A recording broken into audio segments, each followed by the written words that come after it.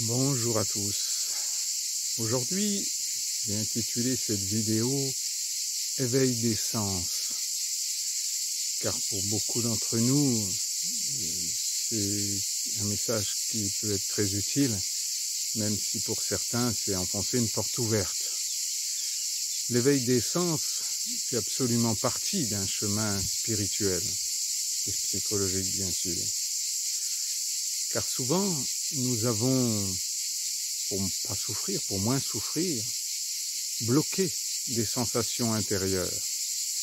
On ouvrait quand ça nous arrangeait bien, quand c'était agréable, et puis on fermait nos sensations quand c'était désagréable.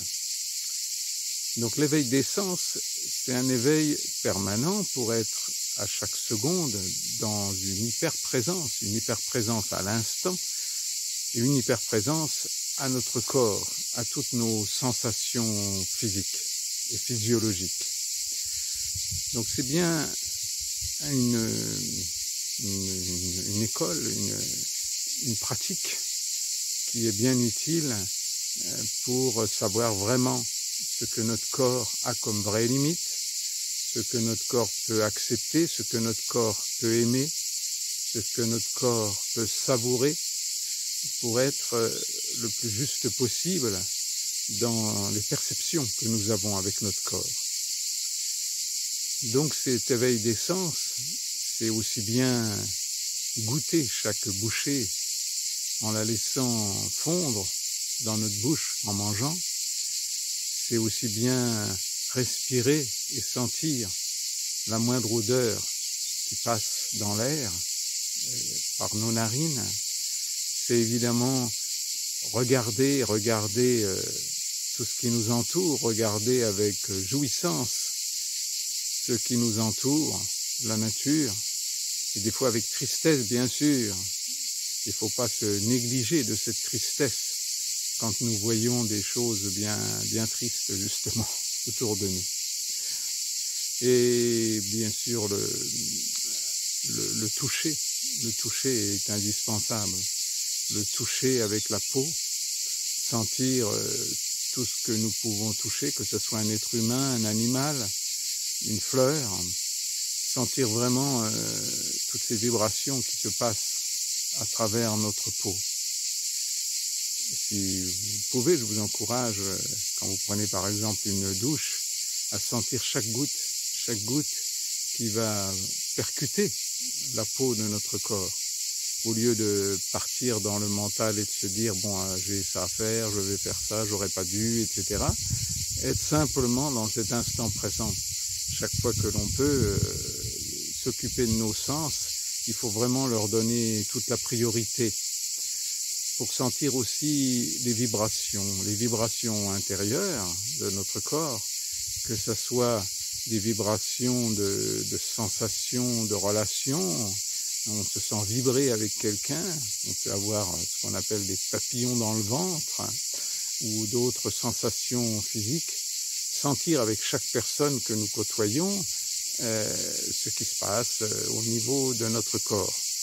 Pour des fois d'ailleurs apprendre de la distance quand c'est nécessaire, alors que par obligation, par politesse, par je ne sais quoi, on aurait tendance à accepter une relation énergivore, et donc apprendre aussi que notre corps doit avoir la priorité dans ce que nous vivons autour de nous. Cet éveil des sens est bien sûr aussi l'éveil du sixième sens, de notre intuition.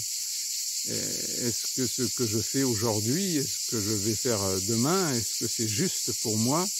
Ou est-ce que c'est encore une chose d'automatisme que j'ai appris et que je suis l'esclave de ma personnalité? Donc c'est bien les sens, tous les sens, subtils et non subtils, qui vont m'aider à savoir si je suis bien à ma place, si j'ai quelque chose à changer, sans que ce soit la souffrance qui dicte mes choix, car la souffrance est normale, mais de cette souffrance, si j'en suis complètement d'accord avec cette souffrance, sensation physique désagréable, qu'est-ce que je peux faire? C'est d'abord accepter la sensation et après seulement décider ce que je peux faire. Et non pas refuser une sensation, donc refuser une relation ou quelque chose comme ça, simplement parce que c'est désagréable. Comprendre pourquoi c'est désagréable, prendre des décisions après, pour bien sûr respecter mon corps et respecter toutes les sensations. Donc l'éveil des sens, pour moi, c'est capital. Et c'est une obligation de rester dans l'instant présent. Vous ne pouvez pas être dans l'éveil des sens si vous êtes dans le passé ou dans le futur. C'est donc bien dans chaque instant présent, qu'est-ce que je peux savourer, qu'est-ce que je peux, comment dirais-je, jouir dans cette sensation, que ce soit agréable ou désagréable. Bien sûr, on peut très bien avoir une grosse épreuve et sentir dans notre corps des choses très dérangeantes, très désagréables. Mais c'est là qu'il faut apprendre à jouir de n'importe quel phénomène pour être dans la joie de ce qui se passe. Et c'est cette joie qui va nous faire prendre des bonnes décisions. C'est pas le refus de la souffrance que nous avons souvent pratiqué dans notre enfance ou dans notre histoire. Combien je vois de gens qui sont victimes d'actes violents, de viol, d'inceste ou de relations difficiles, même violentes aussi avec leurs parents, etc. Et qui sont encore dans comment me venger, comment condamner la personne, au lieu de voir que si ça leur est arrivé, n'importe quelle situation, si ça leur est arrivé, c'est que ça devait obligatoirement leur arriver. Donc une fois qu'on a bien compris que tout ce qui nous arrive fait partie de notre karma, de notre destin, non pas parce que quelqu'un le dit, non pas parce qu'un André le moine le dit, simplement parce qu'en méditant, on comprend que c'est comme ça que l'âme grandit. Elle ne peut grandir que par des épreuves, et chacun les siennes, hein. On n'a pas à être jaloux des épreuves des autres, on a les nôtres et ça nous suffit largement. Par contre, il ne peut pas y avoir une épreuve qui ne soit pas un cadeau. Donc même les plus douloureuses, de rester dans le côté victime, c'est une façon de croire que vous êtes unique, enfin que vous n'avez pas d'interconnexion avec les autres et avec l'univers. Donc c'est cette interconnexion qui fait que, bien sûr, tout ce qui nous arrive est obligatoirement juste, mais à condition d'en tirer des bonnes conclusions, pas pour subir en se morfond, enfin en étant, comment dirais-je, en restant dedans, mais de prendre des leçons. Et souvent, la souffrance nous paraît comme une punition, alors que ce n'est qu'une leçon à apprendre. Ah, évidemment, il faut bien trier pour savoir quelle est la vraie leçon à tirer de cette souffrance. Donc pour le moment, c'est vraiment de s'habituer dans chaque moment, chaque seconde, à être dans l'instant présent et dans l'éveil de tous les sens. Et plus on va travailler cet éveil des sens, et plus ils vont se développer.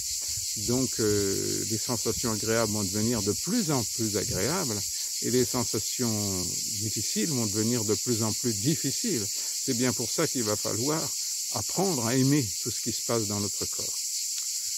Voilà, j'espère avec cette vidéo vous avoir encouragé, pour certains en tout cas, à comprendre l'importance de l'éveil des sens, de tous les sens, des sens subtils, des sens moins subtils, pour être vraiment dans l'instant présent et dans son vrai chemin personnel pour grandir, pour que notre âme puisse accomplir ce qu'elle a à accomplir dans cette vie-là et passer à autre chose plus tard. Voilà. Je vous embrasse et toujours plein de tendresse et du soleil dans votre cœur. Au revoir.